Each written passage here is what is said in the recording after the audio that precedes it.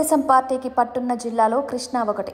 ఎంతో విపత్కర పరిస్థితుల్లో తప్ప ఆ జిల్లాలో ప్రతి ఎన్నికలోనూ టీడీపీ హవా చాటుకుంటూ వస్తోంది. 2024 ఎన్నికల్లో మాత్రం క్లీన్ స్వీప్ చేసింది. అయితే దానికి కారణం లేకపోలేదు.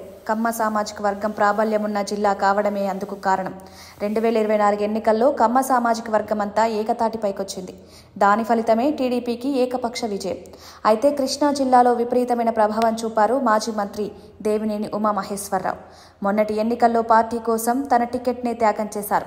అయితే కూటమి అధికారంలోకి వచ్చిన మరుక్షణం ఆయనకు ఎమ్మెల్సీ పదవి దక్కుతుందని అంతా భావించారు.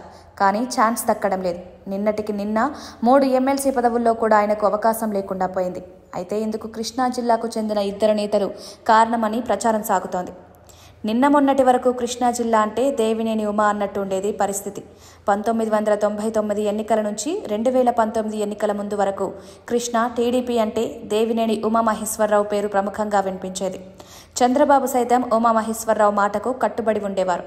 దేవినేని ఉమామహేశ్వరరావు తీరుతోనే కొడాలి నాని, కేసినేని నాని, దాసరి బలవర్ధన్ రావు, వల్లభనేని వంశీమోహన్ వంటి కమ్మ నేతలు టీడీపీకి దూరమయ్యారన్న ప్రచారం ఉంది. చంద్రబాబుతో పాటు లోకేష్ వద్ద పలుకుబడి సాధించి నేతలకు చెక్ పెట్టినట్లు ప్రచారం జరుగుతోంది. 1999 ఎన్నికల్లో నందిగామ నుంచి గెలిచారు దేవినేని ఉమామహేశ్వరరావు. 2004 ఎన్నికల్లో సైతం అదే నియోజకవర్గంలో నుంచి పోటీ చేసి విజయం సాధించారు. 2009లో మైలవరం నియోజకవర్గానికి మారి తన సత్తా చాటారు. 3ఓసారి గెలిచి అసెంబ్లీలో అడుగుపెట్టారు. 2014లో మైలవరంలో 2ఓసారి పోటీ చేసి గెలిచిన ఆయన్ను కేబినెట్లోకి తీసుకున్నారు చంద్రబాబు. ఏకంగా సాగునీటి శాఖ మంత్రిగా అవకాశం ఇచ్చారు. కానీ 2014లో మైలవరం నుంచి పోటీ చేసి ఓడిపోయారు. అప్పటి నుంచి ఆయన ప్రాబల్యం తగ్గుతూ వచ్చింది.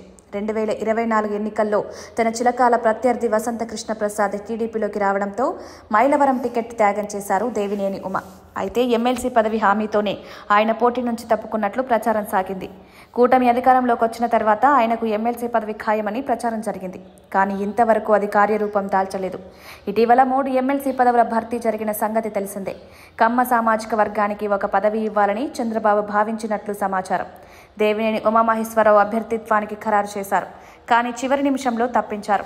అందుకు విజయవాడ ఎంపీ కేసినేని చిన్ని, మైలవరం ఎమ్మెల్యే వసంత కృష్ణ ప్రసాద్ కారణమని ప్రచారం సాగుతోంది. దేవినేని ఉమా ఎమ్మెల్సీగా ఎన్నికైతే మైలవరం, జగ్గంపేట, నందిగామ నియోజకవర్గాల్లో మరో అధికారిక కేంద్రంగా మారతారని ఆ 2 నేతలు అభ్యంతరం వ్యక్తం చేసినట్లు సమాచారం.